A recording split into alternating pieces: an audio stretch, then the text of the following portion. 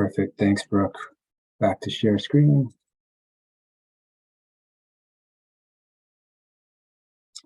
So thank you. My name is Todd Callahan. I'm with the Massachusetts Office of Coastal Zone Management, and I'm also a member of NROC's HCOM. That's the Habitat Classification and Ocean Mapping, as all of you are as well. I am one of the co-chairs, along with Dan Sampson from Massachusetts Office of Coastal Zone Management also, and Mark Finkbeiner from NOAA Coastal Services Center. He's down in South Carolina and participating with us today. And as well as Carl Wilson from the state of Maine. So I'd like to invite everyone to participate today. Thank you for showing up.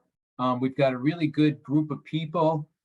Here's the list of people who responded. So you can see we've got a significant number of folks from NOAA, from the various branches, a lot of other federal partners. Thanks for everyone for showing up. We've got all the state partners from Rhode Island up to Maine. And we've also roped in Jeff Herder from New York, who's not on the call today, I don't believe, but will be participating in this prioritization process.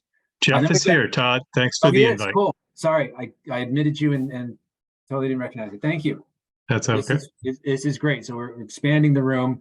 And then we've got several not-for-profit partners too, who bring a lot from their dimension. So our goal for today is to present the background idea for why we would want to do spatial prioritization from Maine to New York, out to the shelf to 200 nautical miles, and also to give you a demonstration. So we've developed a web tool with our partners from NOAA. This tool will be able to capture each person's priorities for seafloor mapping, both the location, its importance relative to other priorities within that program, and also the reasons why and the types of seafloor mapping that folks would want. So that's our goal for today. Again, I just have a couple of quick slides, and then I'm going to hand off to CZM's Brooke Hodge, who will go through the web tool and give us a demonstration of how it works.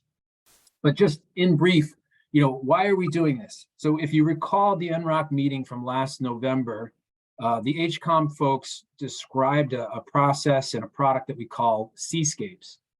And Seascapes is a map using bathymetry and put through some algorithms that produces some really pretty maps of all of the valleys and the seafloors and the flats and the plains and the rises and the declensions across the seafloor.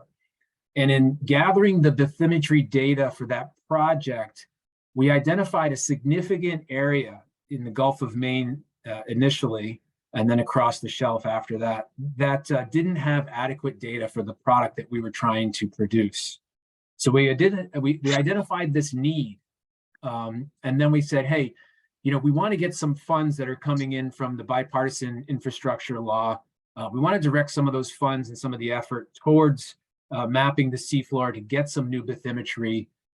We're also, many of us on this call are working on offshore wind and aquaculture and offshore sand. So there's a lot of reasons in our area why we would want to know more about the seafloor. So we thought, let's go through an official process. And we added this to our work plan, to the HCOM work plan. Let's go through a process. Let's gather all the priorities from the region. And our goal in the really big picture is to wrap this all nice in a bow, in a nice written package at the end of the summer, maybe in the fall, and have a document that we can all point to and say, when federal dollars are available, when other dollars are available, here's where the joint priorities are for our region. Let's direct money and ships and research time to these locations. So why are you involved? Well, everyone here is part of NROC. We're all this team on HCOM. And what we're going to do is myself and Mark and some of the other partners are going to help lead you through this process and gather your information. We hope to get your responses in the next 2 months. So yes, we're giving you a lot of time for you to do this, but also you'll be getting periodic reminders from me saying, hey, how's it going on your team? And so you might say, why am I in particular? So each one of you is the lead for either your state or federal organization or nonprofit. So we're expecting that you will bring together the people who might be interested in seafloor mapping that are related to you, in state of Connecticut, state of New Hampshire, Nature Conservancy, Army Corps of Engineers. Get those people in a room, tell them about this web tool and this process, and then use the web tool to record their preferences. And then the preferences automatically go right back to NOAA, who we're partnering with to gather all these data. So, what do we mean by spatial prioritization? Basically, there's three things that we need you and your team to do. Number one, to select locations within a grid that we will give to you. Number two, identify the management needs, why you would want seafloor mapping in those locations. And three, identify the types of seafloor mapping that you would want in those locations. And so I'll be talking about this grid in a couple seconds. When Brooke does the demonstration, you'll see this. So what is this grid? The grid is the same grid that NOAA IOCM uses for identifying its priorities. And so we hope that once we identify priorities for our region, it'll be directly ingested by that program. So Ashley Chappell and her program and others.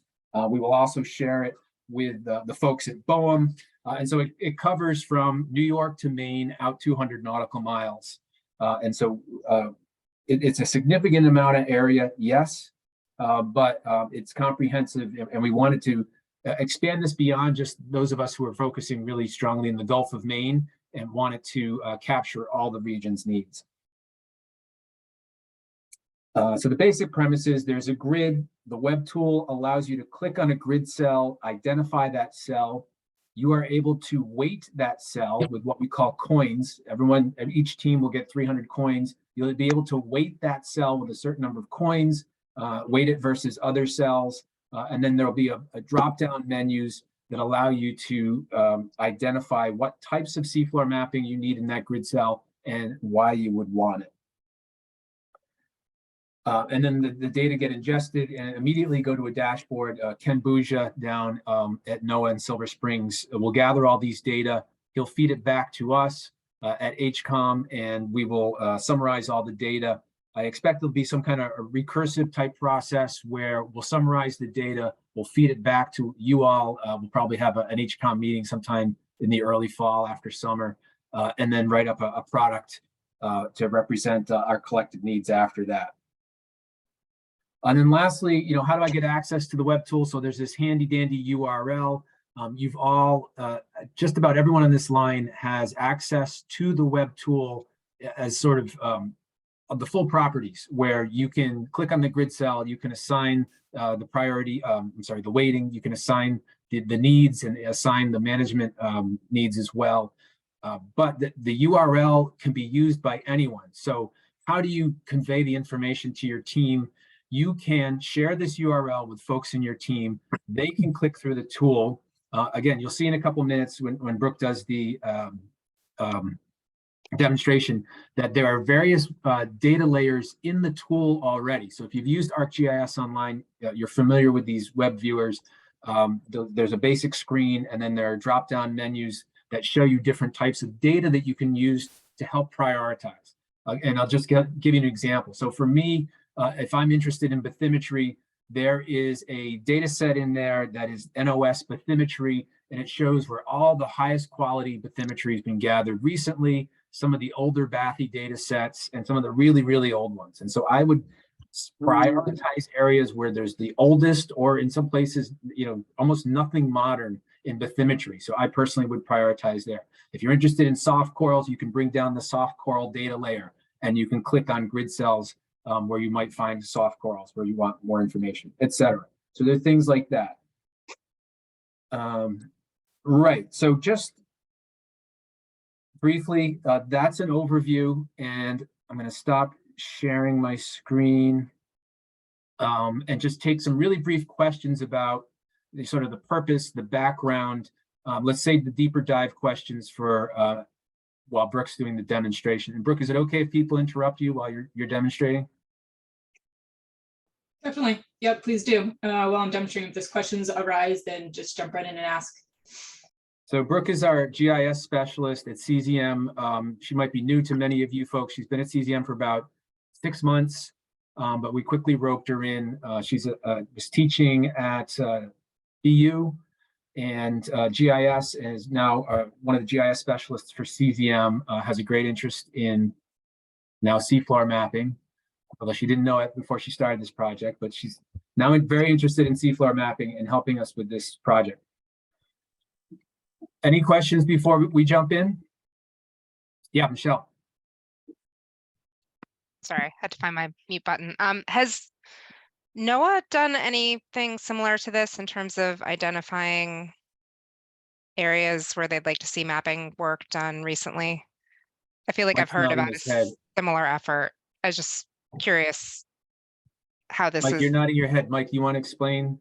different or an extension of that or whatever. Yeah, I mean, I think Todd mentioned it a little bit earlier, but yeah, NOAA has a process for a IOCM spatial mapping priorities. I honestly can't remember the last time I really did it. We've been putting everything in the same boxes the last few years, so it seems to change a little bit, but ultimately the same sort of grid cells. So I'll be curious to see when Brooke pulls it up if it's the same cells that we're already expecting. Like for Stellwagen, we have like red cells in the northwest, southwest corner, and then parts off of Chatham type of thing that we've chosen and have some priorities. So yes, this should be, I'm hoping, very familiar to. And Michelle, the web tool itself, so sort of like the grid-based selection process has been used also Okay. in Hawaii. Mark, what was the last one? Someplace down in the Caribbean, I think. Puerto Rico, and then there ones on the West Coast and similar things in the Great Lakes too. So yeah, it's been used Okay. in a number of spots. And Yeah, as I Mike think. was, Okay.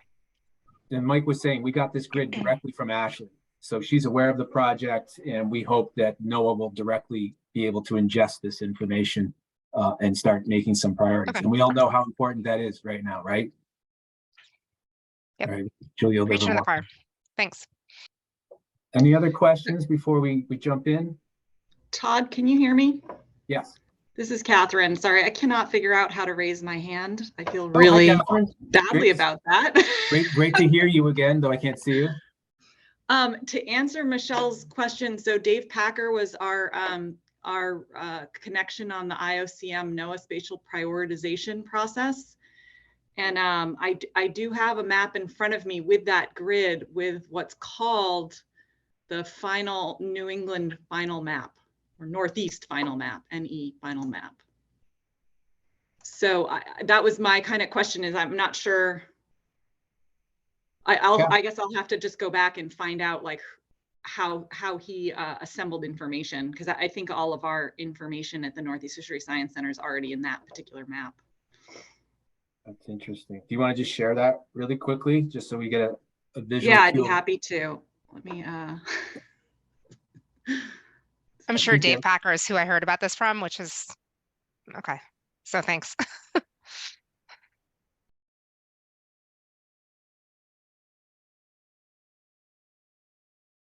Says you're sharing your screen, but there's no picture yet.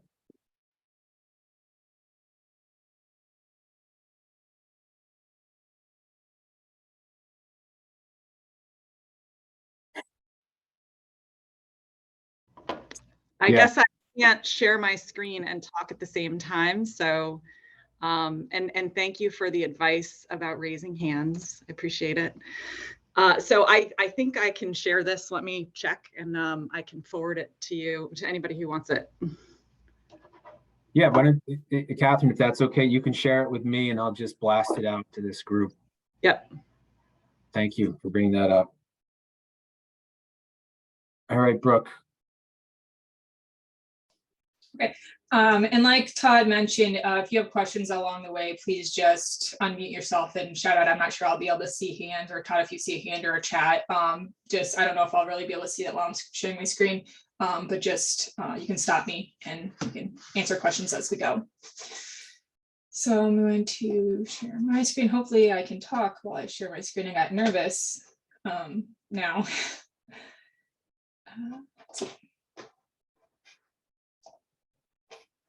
All right, can you guys hear me? All right. We can hear you. We see your desktop. Don't look at my desktop, it's messy. Okay, so Todd had sent this along a little earlier today, I believe. This is a kind of instruction document on how to use the tool. So I'm going to be following this pretty closely. So it's 5 pages long, which I don't know if that seems long to you guys or seems short, I'm not sure, but it actually goes very quickly. A lot of screenshots, a lot of visualization. So it's a pretty relatively simplistic process, but I will be following this along and you guys have access to this. this out of the way. So I'm going to start by clicking on this link, which Todd had previously mentioned in the slide earlier, but it's here in this instruction manual as well, to get to the map viewer and the tool itself. So I'll go ahead and click on that. And that will bring me up to the spatial prioritization tool. We get a little splash screen here, just briefly describing what this tool is for. And it does note some of these different data layers that Todd also alluded to that you can turn on and off to help you determine where you want to prioritize. So there are 1, 2, 4 data layers up here in the upper right, it's BGIR. So those are just categorized to different types of data. So B contains biological and fisheries data, G contains geoform, seascapes, geography, and geology layers. I contains infrastructure, navigation, and seafloor hazard layers, and R contains research and permitting layers. And that's also discussed in the instruction manual as well, but that's just little kind of FYI on the splash screen here. So I'm going to go ahead and click OK to get rid of that. And we'll start out here just learning how to use a spatial prioritization tool and how to select cells. So to begin, oh, you know what? I just realized that I didn't have to log in here. It must have saved my login, but when you first click that link, you'll likely be prompted with a screen asking you to log in to ArcGIS Online. If you're using you're a NOAA employee, you'll use the NOAA GeoPlatform account. And if if you work for NOAA, yes, you'll use the NOAA CAC LDAP account if you are a NOAA employee. If you are a non-NOAA participant, you're going to use just the ArcGIS Online link, and you'll click that and you'll put in your credentials. Let me just pause for a second there. And everyone on the call today should have received like a NOAA login at this point. And if you haven't, identify yourself to me, and we'll make sure that Ken Bouja sets you up. Yeah, and Brooke, you might want to make your screen a little bit bigger. We're seeing your picture embedded. Yeah, there we go. And I just wanted to make one note on this, is that this map is now public, so that when you first come into it, you're not going to get prompted for a login. So that means anybody can look at this map and this application. It's only when you click on the tool itself is when it will try to log in.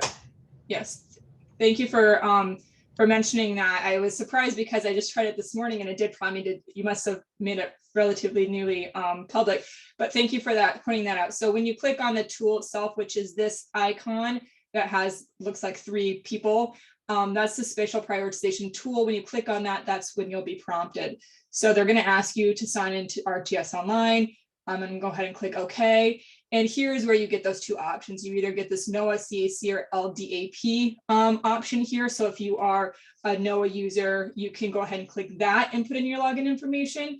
If you are a non-NOAA user, you use this ArcGIS Online, and that is me because I'm a non-NOAA user. So I'll put in my credentials.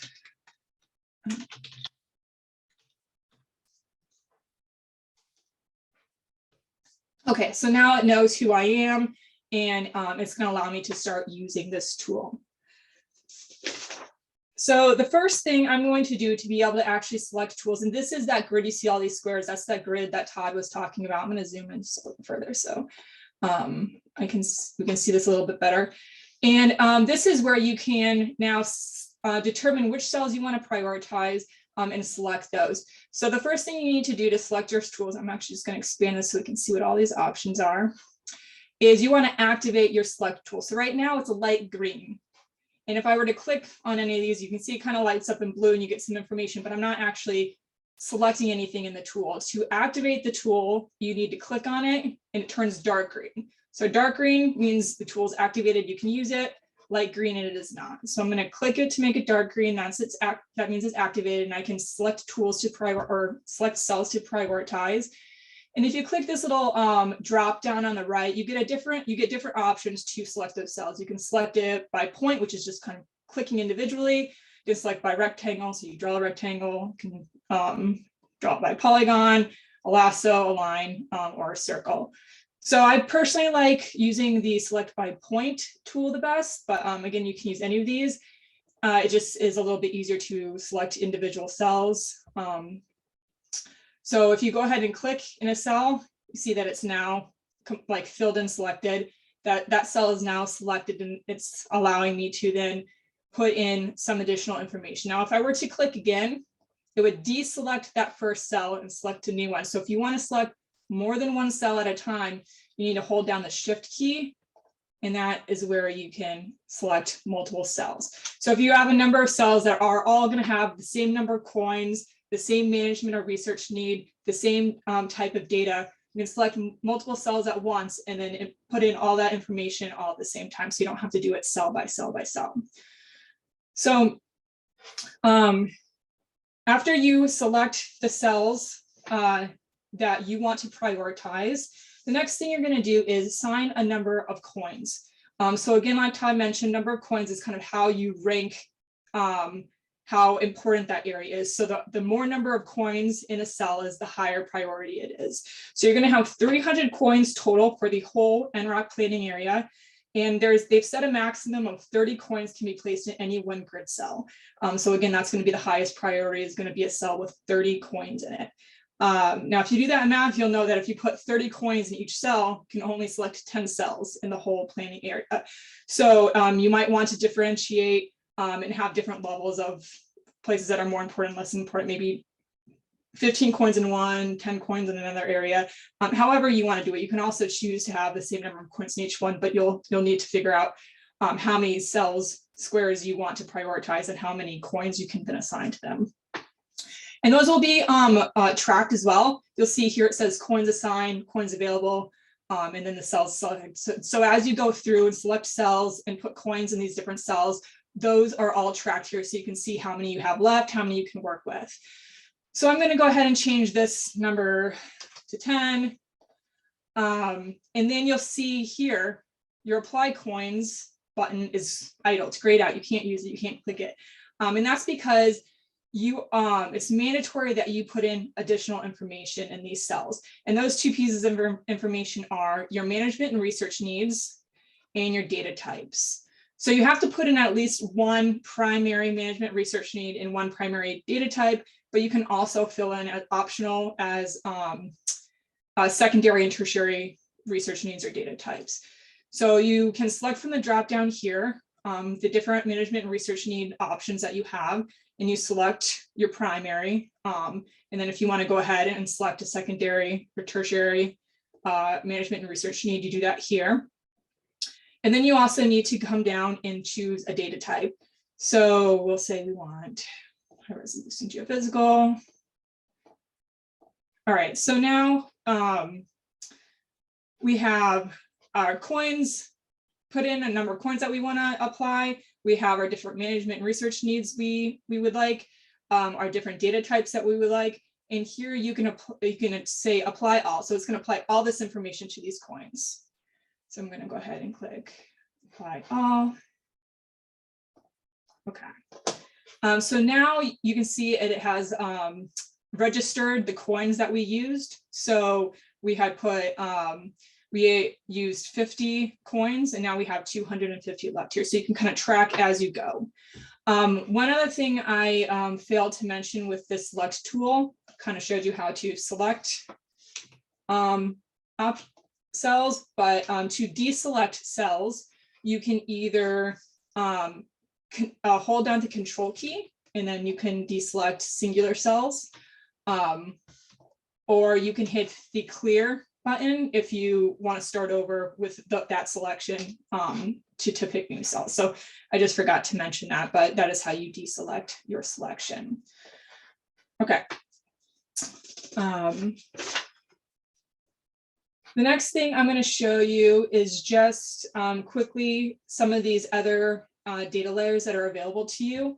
Up here, we have these categorical data layers. Like I mentioned before, they are categorized into different groups of data. And if you click one of those and open them, you can see that you have these different, this is biology, this is fisheries. You have supporting data layers that you can go through and investigate and figure out they may be able to help support you in prioritizing your different areas.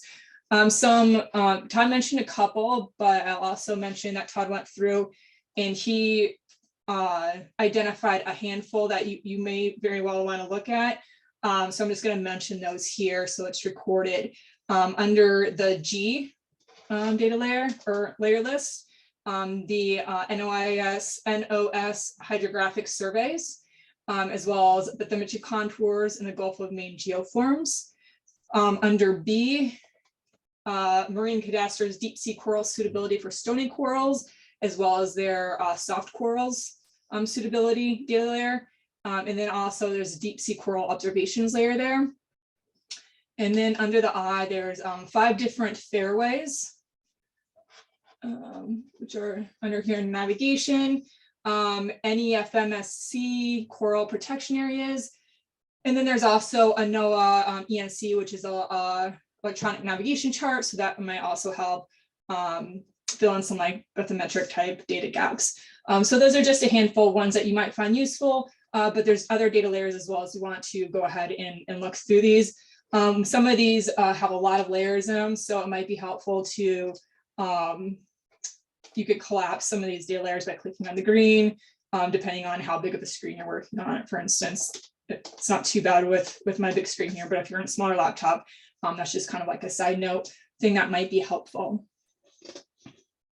Oh, I also want to mention that most of these data layers are also clickable. So let's turn off that. If you turn any of these layers on and you click on a feature, you'll get a pop-up that will have additional information about what that feature is. For instance, this bathymetry contour data layer, you might not know what number these lines refer to, so you can click on it and know that this is the contour of 175 meters below the surface. Not all data layers, if it's a rasterized data set, which is, kind of like picture with pixels, they may not have pop-ups, but a lot of the other data layers will have pop-ups associated with them, if that's helpful. I'm going to turn my prioritization grid back on.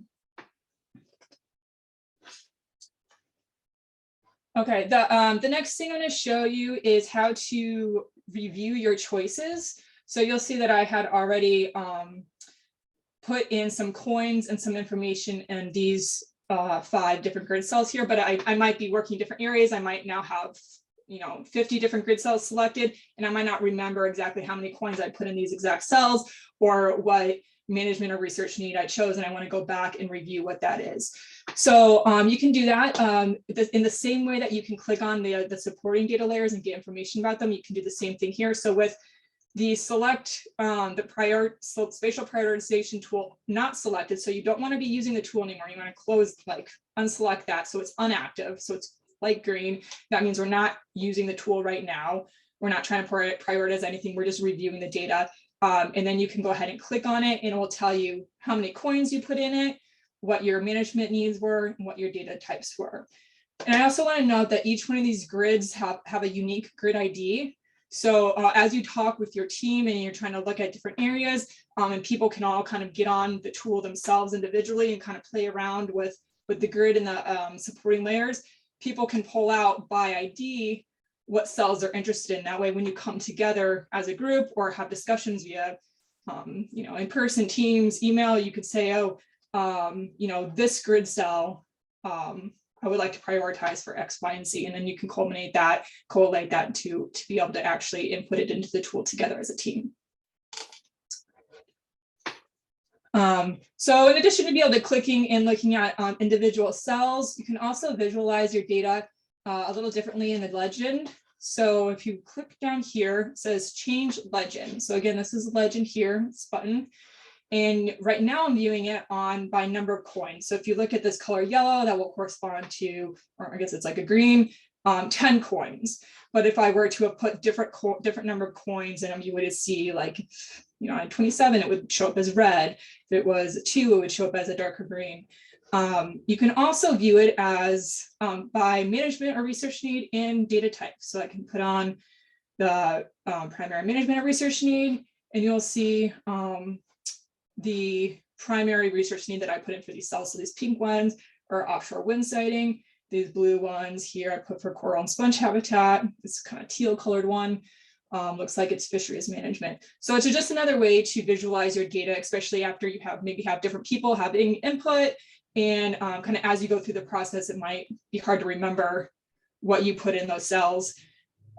Just a different way to kind of visualize it. And you can see the different options you have here. You can do it by data type, primary, secondary, tertiary, and then again, back to your number of coins. That's kind of where I'll go back here. So after you've kind of been able to look at your data and review it, you might decide that you want to actually edit some of the choices you made. You're not happy with the number of coins, maybe put too many coins in an area. Now you found another area you want, so you want to alter, you want to lessen the number of coins in one area so that you can add coins to another area, or you decide you want to change your research need. You can do that. So you want to go back and select those cells you want to change. So again, with this select tool activated, which is dark green, you can click on those cells you want to change. And you'll notice here that apply coins option grays out again. You can't click it, and that's because you've already put coins in there. So to change the number of coins, you actually have to give back the coins you already assigned it, put them back in the piggy bank of coins in order for you to then assign it coins back again. So I'm going to go ahead and return those coins in those two cells.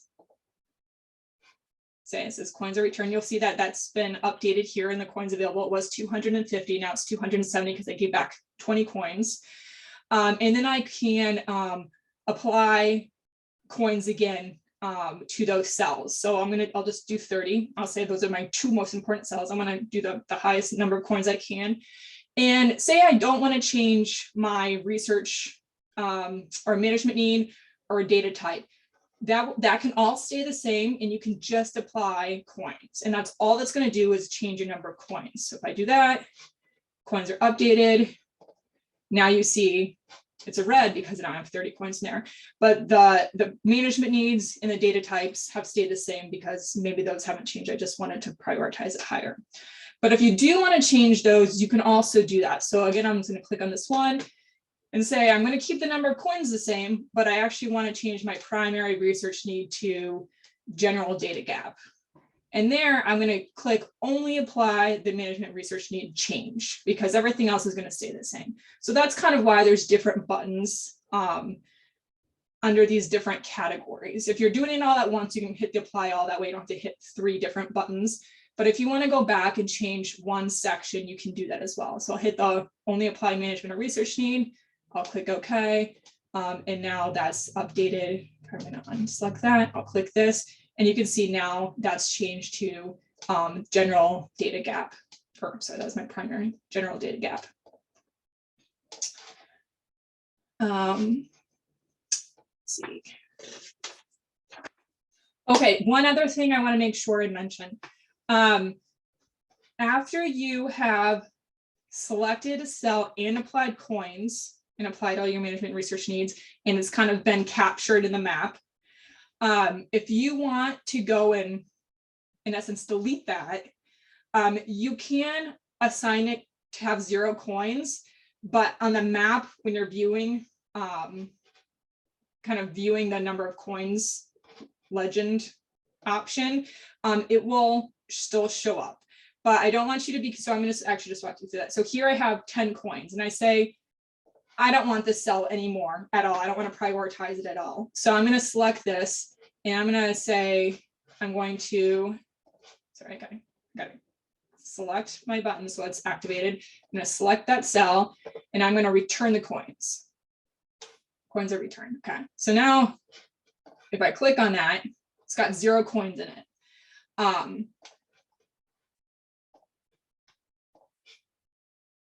Oh, Ken, did you change this? That it disappears? No, it didn't. So it should disappear like that properly. Oh, okay. Sorry. Well, maybe this is a non-issue before. Oh, sorry. No, I'm mistaken. If you were to then change this, so right now it's showing the number of coins, and if you look at here, there's no, 0 is empty. So it looks like it disappeared. But if you were to change this to like primary research need, that cell will still show up even though there's 0 coins in it. And that's because we have made it mandatory that you have to put in a management need or in a data type. And after the fact, we can't go through and make that basically null or, no data. So that is still captured. But if you have 0 coins assigned to it, it will not count against you in your prioritization. It will kind of not exist in the prioritization cells that you select. So I just don't want you to be concerned that if you were to look at the legend by something other than number of coins, that you see that cell selected, because as long as there's 0 coins assigned to it, it'll basically be like you didn't select it.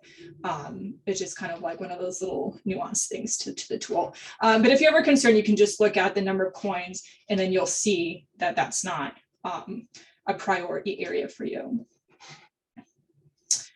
So I think I covered, did I miss anything, Todd? I think those were all the No, I big think things. that was good. Does anyone have questions for Brooke?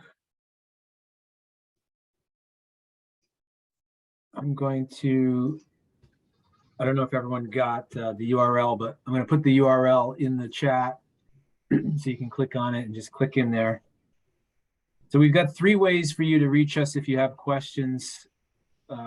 First of all, you can email me directly, todd.callahan@mass.gov. You can also use that instructional sheet. I hope we made it simple enough that it captures everything, but also is clear on sort of the order and the duties for each of the team leads. And then also what I'll do is I'll email around the link if I can for this recording so that folks can review the recording, or you can send it to some of your teammates if they want to listen in to the process. Mark just added a note that you can actually upload your own data to this viewer as well. So there's a data button that allows you to upload your own data. I was going to use Stellwagen as an example, Mike, but the Stellwagen outline is actually in there. So that was good. Glad we put it in there. But if you had other things, if you had locations, an update on where some soft corals were, or you had a polygon that's of real interest to your particular entity. I know in Maine, they're doing a lot of seafloor mapping that's happening all the time. And so, we wouldn't have captured that in here. Folks can upload their own bathymetry or some other features of interest that helps define a grid that they might want to select. Yes. Thanks for pointing that out. I forgot to add that this is the add data button here. Many of you are probably familiar with this, but yeah, you can add, if you have a web service URL, or you can upload a file as a shape file, KML, CPS, anything. So that's where that button is. Chris, go ahead.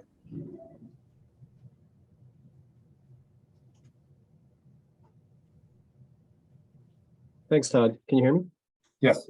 So actually maybe 2 questions, and I apologize if I didn't get this. So short of when I get together with the team, the Hampshire team, and sort of having data to upload it for a specific location, does the map have lat long or any sort of distance capabilities on here? So if we know we have a potentially aquaculture facility in a certain lat long, how do we, we can get a general idea from the map, but how do we really hone in on that area? I didn't see like lat long capabilities based on the map you're just showing there. Is that possible to do that, I'm assuming?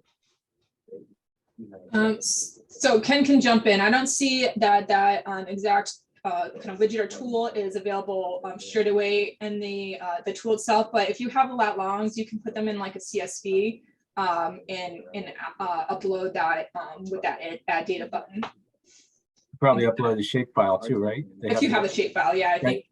Chris, you're thinking about the offshore aquaculture, Yeah, I'm also thinking like, if we know a specific location of a, fisheries management area, and we want to be, a buffer around some area, 3 or 4 miles out, just, how would you identify that based on like a grid cell, without having sort of some distance feature or some map, some tool that measures distance or something like that? Just curious, because I'm not sure what the Hampshire team is going to be interested in. Ken, do you want to give some insight on what the best way would be to do that? Yeah, actually, in the lower left corner, there's a lat and long display, and you can click on the map to get what a specific latitude and longitude is. So that's one thing. And what I'll look at is see if I can add in, see if there's a tool to do more measurements on there. And if there is, then we'll just add this tool into the widget toolbox itself. Great. So that was just a tool that we hadn't thought about putting in there, but I'll look into doing that.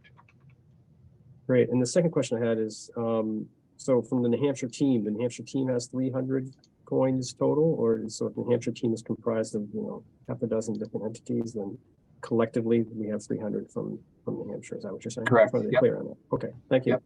Yeah, and a few, just to clarify a little bit, and I think Todd alluded to this pretty well, but I just want to make sure everyone's aware. So each one of you have a login name, and that's, you're going to have one basically grid layer to work with for your whole team.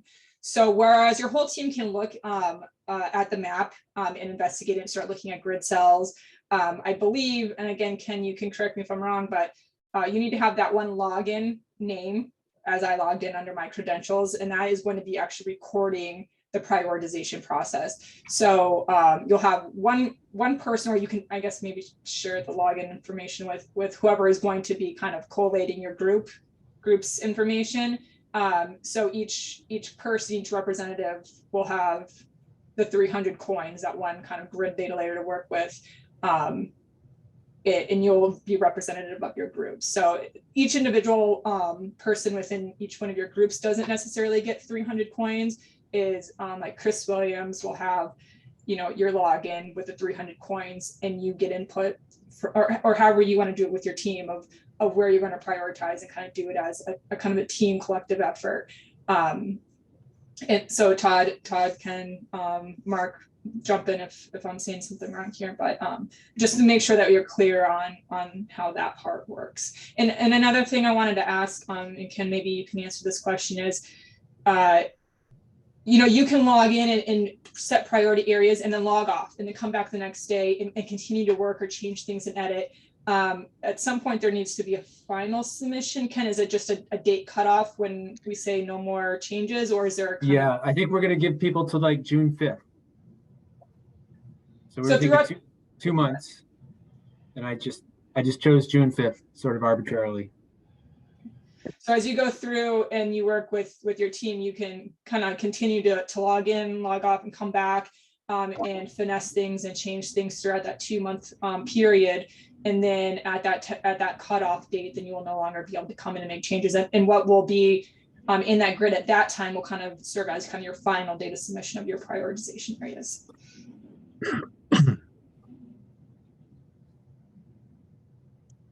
Go ahead, Jeff.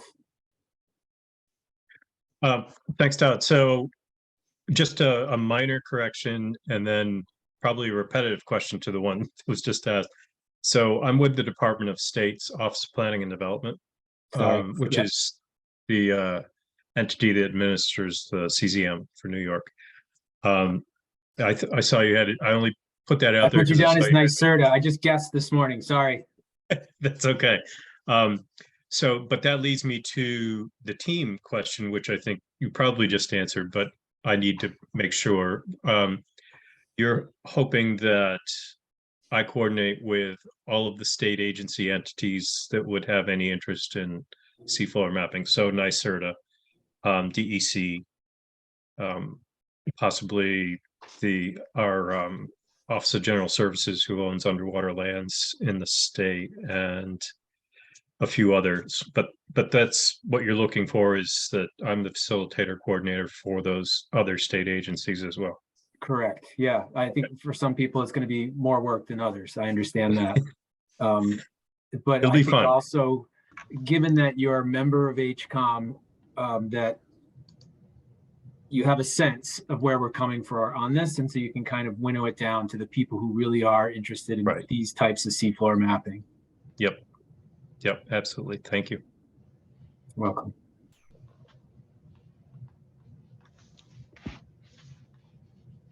And so just to kind of wrap this up in a bow, folks, you might be like, why do I want to go through all this effort? And, if I were to be really selfish, I'd say, well, go ahead, don't do it, because I'm going to do it and I'm going to put my priorities in, right? And in the end, I'm part of the executive committee, and we are advocating for funding to go towards projects.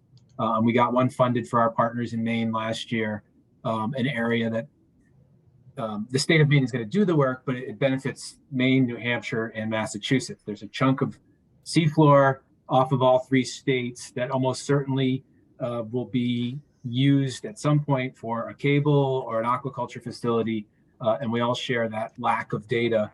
And we were able to convince the NROC executive team that it was a responsible use of federal funds to go map that area.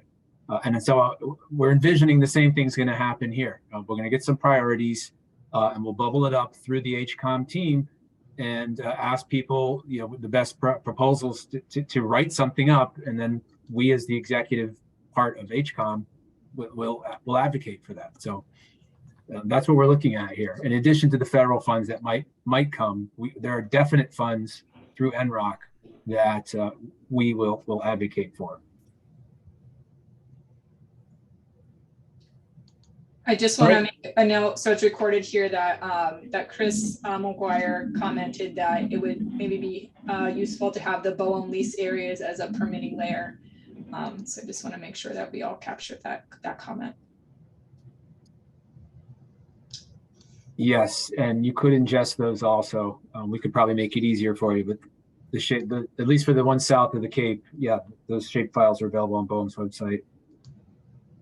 True. And so those would be places that we already know a lot of information where you might not want to direct federal funds, for example. Good point, Chris. All right, thanks. Oh, Michelle, go ahead. Yeah, just real quick. I tried to log in and I think it maybe worked, but if we have credential issues, is Ken the person to deal with that, or you or Brooke, or who should we reach out to? Ken, do you mind handling the credential issues? No, not at all. Just make Okay. sure everyone has my email. Okay. Thanks. Let me. And if that, the link that you just put in the chat, Todd, if that works, then we don't, if that opened up the map, then we don't have a credential issue, right? No, that's incorrect. That's- If you actually click on the spatial prioritization tool and go through that login procedure. Got it. Okay. I see that now. Let me see. Yeah, I logged in that way somehow with an ArcGIS Online credential I have stored, but I don't see the grid. So I'm wondering if maybe there's something that is not quite right, but. So which one were you using? Which ArcGIS Online? Yeah, because it should be the one that ends in _NOAA. Okay, maybe I was a different one then. I'll check. We at the councils, we do get our licensing through NOAA, and we're moving to online. So I need to do some homework on ArcGIS Online anyhow. So I'll see if I can get that squared away and then see if I can log in here. And then if I still can't, I'll reach out to you. So for those of you who do have ArcGIS Online accounts through your organization or through for other reasons, Ken will have made a specific one that's a different login that is specific to this prioritization tool. So that links you user. For instance, you wouldn't have the abilities to like connect to some other organizations, online users to be able to give that specific person authority to be able to use this tool or permissions to use this tool. So like for instance, the username I put in was separate from my CZM ArcGIS Online login. It was a new one that I used just for this tool. So just to save you some time, Michelle, from trying to. So maybe I just need to get that. All right, thanks. Yeah, Michelle, yours is going to be Michelle.Bachman _NOAA. Okay, great. Super, this is great, everybody. Feel free to take some time and play around with it. Look at the instruction sheet, and when you have questions, just fire me an email. I'll be happy to answer it. We're really excited about this process. Mark, you want to say something, from the federal side as a. No, you've covered it, Todd and Brooke. Great job. Oh, Diablo Lambert has got a question here.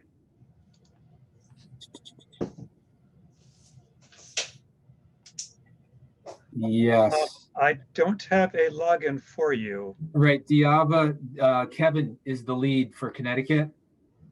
And so the reason we do that, there's something called the Paperwork Reduction Act, which actually limits the number of non-federal people who participate without a whole lot of paperwork and other gyrations, ironically, right? So we've limited this to 10 non-federal people.